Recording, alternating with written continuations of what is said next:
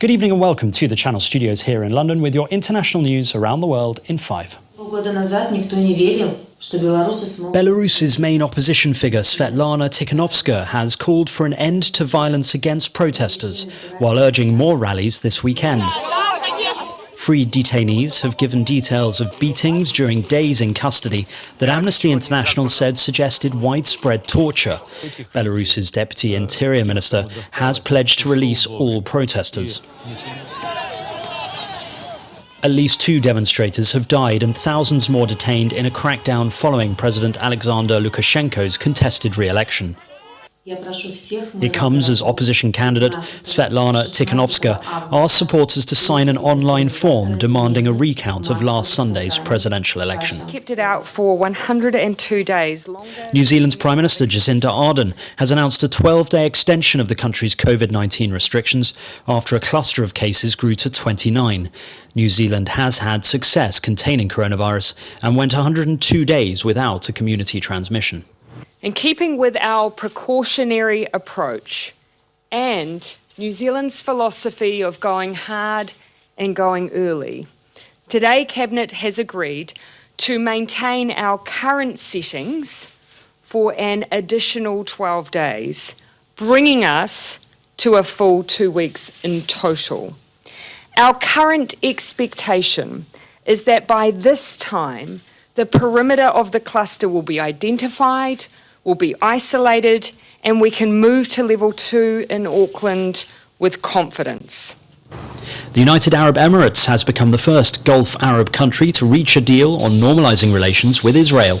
The so-called Abraham Agreement, announced by President Donald Trump on Twitter, secures an Israeli commitment to halt further annexation of Palestinian lands in the occupied West Bank. However, Israeli Prime Minister Benjamin Netanyahu said he agreed to delay the annexation as part of the deal with the UAE, but the plans remain on the table. At least 4 people have been killed in clashes in the Ivory Coast as hundreds took to the streets following President Alassane Ouattara's decision to run for a 3rd term this October. 3 people were killed in clashes between Ouattara supporters and backers of rival candidate Henry Konan Bedi, while an 18-year-old died in violence between demonstrators and security forces. Mr. Ouattara announced a week ago he would contest the October presidential elections after his chosen successor, Prime Minister Amadou Gon Coulibaly, died of a heart attack.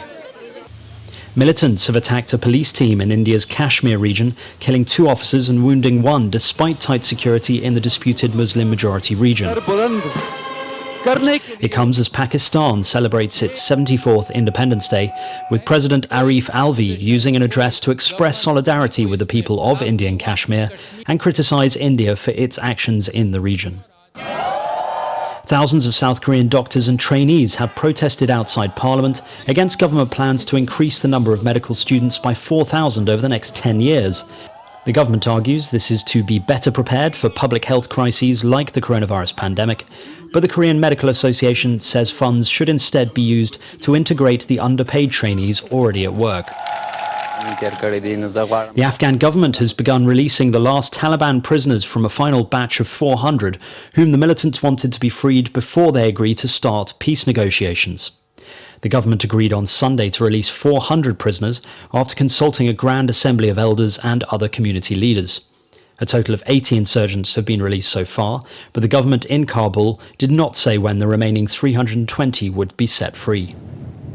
The Japanese shipping company that owns the bulk carrier that struck a coral reef off of Mauritius and leaked some 1,000 tons of oil has released a statement saying the government of Mauritius had requested compensation.